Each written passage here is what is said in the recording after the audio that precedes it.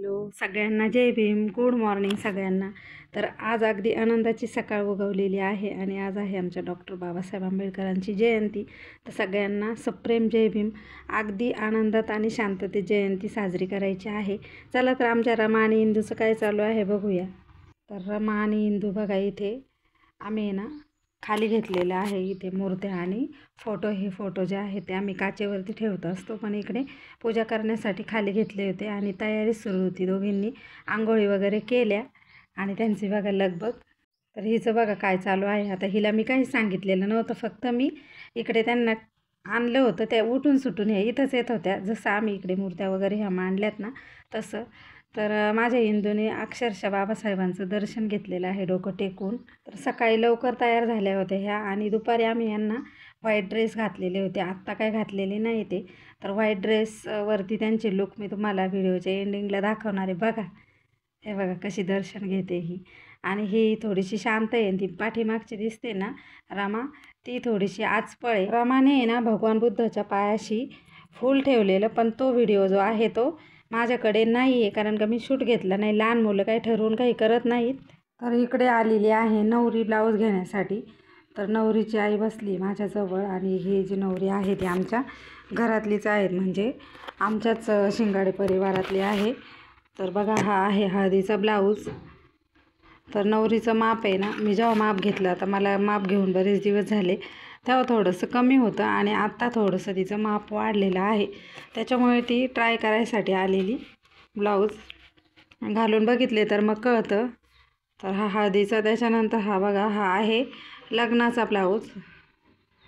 तर बुद्धिस्ट पद्धतीचं लग्न आहे, त्याच्यामुळे हा लग्नाचा ब्लाऊज आहे. आणि पाठीमागून बघा ह्याला असे झुमके लावलेले आहेत मी. तर आमच्या मार्केटला काही भेटत नाही इथे लोकल मार्केटला, तर मी हे बाहेरून आणलेले झुमके. तर हा दुसरा ब्लाऊज झाला तिचा. त्याच्यानंतर घागऱ्यावरचा पण ब्लाऊज होता तिचा. तर याला कप्स टाकलेले आहेत आणि लटकन पण खूप मस्त लावलेले आहेत. आणि जी लेस आहे ना ती पाईपची लेस आहे, काच पाईपची. तर ती फ्रंटला पण लावलेली आहे. त्याच्यानंतर आपण ह्याला पुढे गोल्डन कलरची पट्टी पण लावलेली आहे शोसाठी इथे बघा पुढच्या साईडला.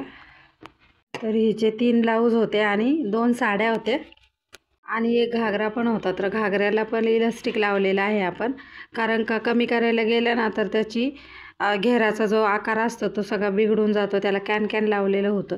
त्याच्यानंतर बघा हे पूर्ण होत नाही तोपर्यंतच इकडे नवरीच्या आईच्या 2 साड्या परत आलेल्या आहे. त्याचा आता फॉल बिडिंग करायचं आहे, प्लस याचा ब्लाऊज पण शिवायचा आहे. साडी अतिशय मस्त साडी आहे बघा, मोरपंखी कलर आहे थोडासा ब्ल्यूमध्ये आणि हा आहे फ्रेश येलो कलर, ग्रीन कलरचे याचे बॉर्डर ब्लाऊजचं पीस आणि पदर आहे.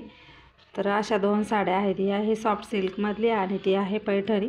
तर ह्या येवल्यालाच घेतलेल्या आहेत. तर नवरी बघा इकडे घागरा जो आहे ना तो व्यवस्थित असा ट्राय करून बघते हाईटला. तर हाईटला काय आपल्याला कमी करता येत नाही, पण आपल्याला साईडला म्हणजे इलास्टिक टाकलेलं आहे, प्लस आपण त्याला नॉट्स टाकलेले आहेत, लटकन लावलेले आहेत.